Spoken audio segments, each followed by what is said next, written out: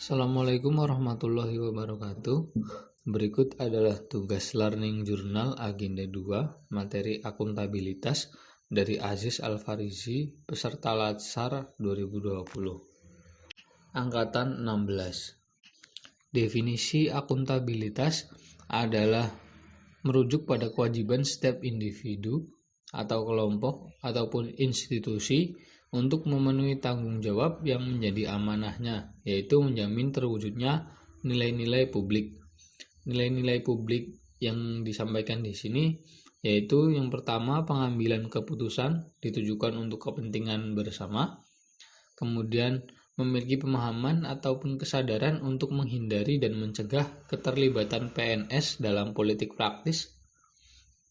Yang ketiga, memperlakukan warga secara sama dan adil dalam menyelenggarakan pemerintah dan pelayanan publik.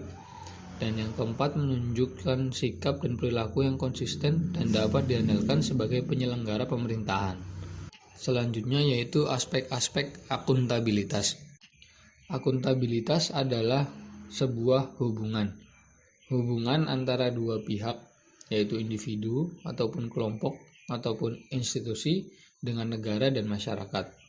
Aspek kedua yaitu berorientasi pada hasil, di mana hasil yang diharapkan adalah aparatur pemerintahan yang bertanggung jawab, adil, inovatif, dan hasilnya maksimal. Kemudian akuntabilitas membutuhkan laporan kinerja baik secara individu ataupun institusi.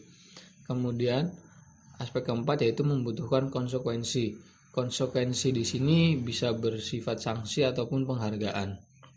Fungsi akuntabilitas yaitu ada 3. Yang pertama, peran demokratis untuk menyediakan kontrol demokratis. Kemudian fungsi kedua yaitu peran konstitusional untuk mencegah korupsi dan penyalahgunaan kekuasaan ataupun jabatan. Dan peran ketiga yaitu peran belajar untuk meningkatkan efisiensi dan efektivitas kinerja. Selanjutnya yaitu ada mekanisme akuntabilitas. Dimensi akuntabilitas meliputi yang pertama yaitu akuntabilitas kejujuran dan hukum, atau di mana akuntabilitas berkaitan dengan kepatuhan terhadap hukum dan peraturan yang berlaku. Selanjutnya yaitu akuntabilitas proses, atau apakah prosedur yang digunakan sudah baik dalam hal mencukupi sistem informasi, kemudian manajemen prosedur administrasi.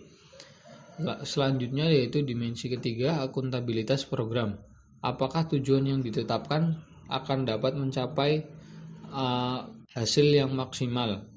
Kemudian keempat, akuntabilitas kebijakan, yaitu terkait dengan pertanggungjawaban pemerintah atas kebijakan yang diambil untuk masyarakat luas. Selanjutnya, mekanisme akuntabilitas diawali dengan perencanaan yang strategis, kemudian pembuatan kontrak kerja, hingga pembuatan laporan hasil kerja. Secara sederhananya dapat dibagi menjadi 5 langkah, yaitu yang pertama, menentukan tujuan beserta tanggung jawabnya. Kemudian yang kedua, merencanakan langkah untuk mencapai tujuan yang sudah ditetapkan sebelumnya. Kemudian yang ketiga, memonitoring proses yang sedang berjalan. Kemudian keempat, pembuatan laporan kinerja. Dan langkah kelima adalah evaluasi hasil kinerja yang sudah dilaksanakan serta membuat perbaikannya untuk langkah selanjutnya.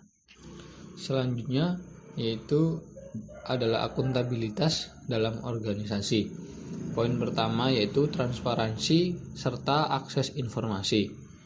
Dasar hukum dari transparansi dan akses informasi yaitu UU nomor 14 tahun 2008 tentang keterbukaan informasi publik, serta pernyataan bahwa informasi merupakan hak asasi yang dijamin dalam Undang-Undang Dasar 1945 pasal 28F. Sedangkan klasifikasi informasi publik yaitu ada 2, informasi terbuka dan informasi dikecualikan. Informasi terbuka meliputi informasi yang umum dan berkala diberikan, kemudian umum yang serta-merta diberikan, ada informasi yang setiap saat diberikan, dan ada informasi yang berdasarkan permintaan. Sedangkan untuk informasi dikecualikan yaitu contohnya informasi yang merupakan rahasia negara ataupun rahasia pribadi serta rahasia bisnis.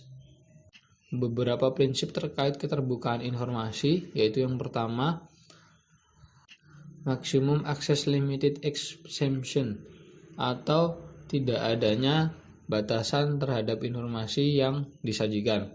Selagi hal tersebut merupakan kepentingan publik, maka informasi tersebut dapat bersifat tidak terbatas. Prinsip kedua yaitu permintaan tidak disertai dengan alasan. Akses informasi merupakan hak setiap manusia ataupun setiap orang, namun harus juga diperhatikan jika terjadi penyalahgunaan terhadap informasi. Selanjutnya yaitu mekanismenya sederhana, murah, dan cepat. Kemudian informasi yang diberikan utuh dan benar. Selanjutnya yaitu informasi yang proaktif. Dan yang terakhir adalah pejabat yang beriktikat baik dalam pemberian informasi. Selanjutnya yaitu poin terkait praktek kecurangan dan perilaku korupsi. Penyalahgunaan wewenang yang ditandai dengan unsur kecurangan yang disengaja diartikan sebagai suatu tindakan yang melanggar hukum dan tidak diizinkan. Poin selanjutnya yaitu penggunaan sumber daya milik negara. Harus dipastikan bahwa 1. Penggunaan diatur sesuai dengan prosedur yang berlaku. 2. Penggunaan secara tanggung jawab dan efisien. Dan yang ketiga, pemeliharaan secara benar dan bertanggung jawab.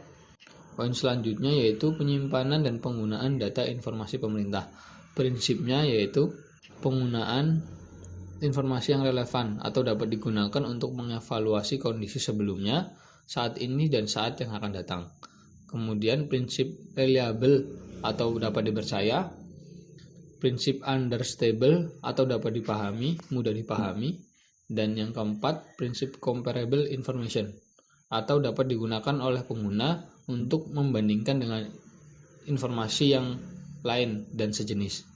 Yang terakhir adalah poin konflik kepentingan. Ada dua tipe, yang pertama tipe keuangan ataupun yang kedua tipe non keuangan. Cara mengidentifikasi konflik ini adalah dengan yang pertama tugas publik atau adalah yang pertama dengan membedakan itu merupakan tugas publik atau pribadi.